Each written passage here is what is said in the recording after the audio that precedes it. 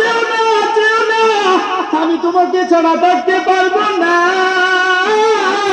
বাইজিদের মা পিছনের দিকে তাকায় চাই নাই রে মা।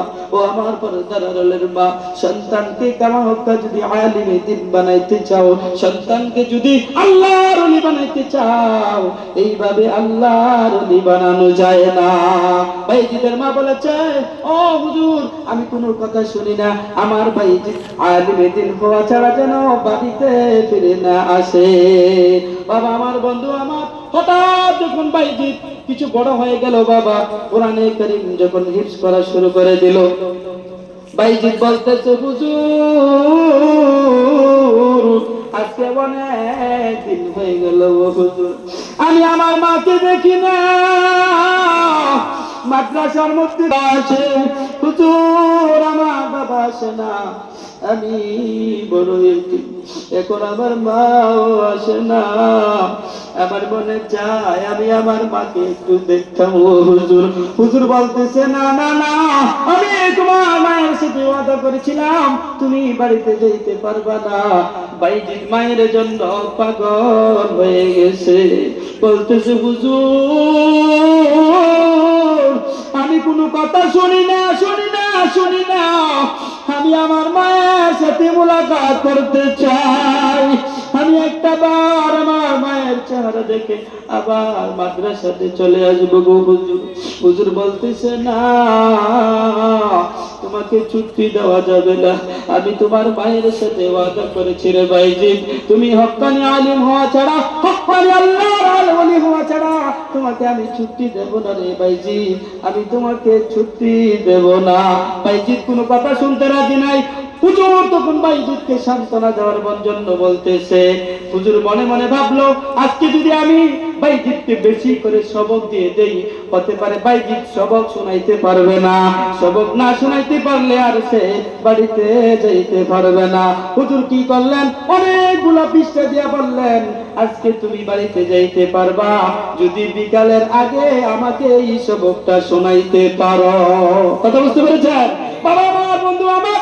বাইজি তখন আর দেরি করে নাই, সঙ্গে সঙ্গে ওযু করিয়া নামাজের মধ্যে দাঁড়িয়ে গেছে। দাঁড়াইয়া আল্লাহ তাআলার কাছে দুটো হাত বাড়াইয়া দিছে, দয়াল মালিক, ও দয়াল আল্লাহ রব্বুল আলামিন, আমি অনেক দিন হয়ে গেল আমি আমার মাকে দেখি নাই। মাদ্রাসার মধ্যে কত ছেলের মা আসে, বাবা আসে, আল্লাহ আবার বাবা আসলে আমার বাবা নাই।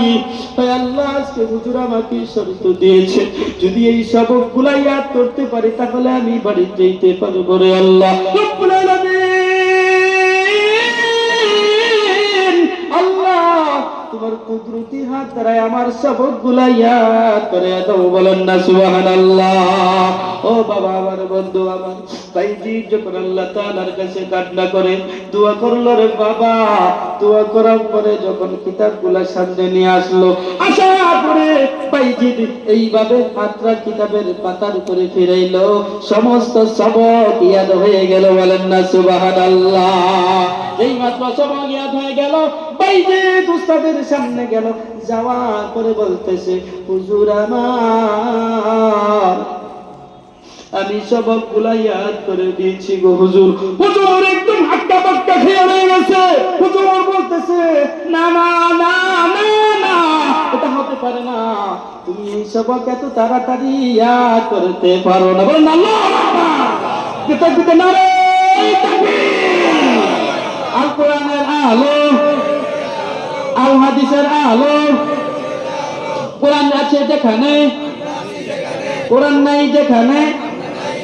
আল্লাহ পাক আমাদের সকলকে কবুল করে, বলেন আল্লাহুম্মা আমিন। আর আমার বন্ধু আমার, উস্তাদ বলতেছে, না না না বাইজি তুমি ইয়াদ করতে পারো না। বাইজি মুস্তানবী রাহমাতুল্লাহ আলাইহি বলতেছে, হুজুর আমি ইয়াদ করে নিয়েছি, আপনি আমার সবকগুলো শুনুন। বিসমিল্লাহির রহমানির রহিম।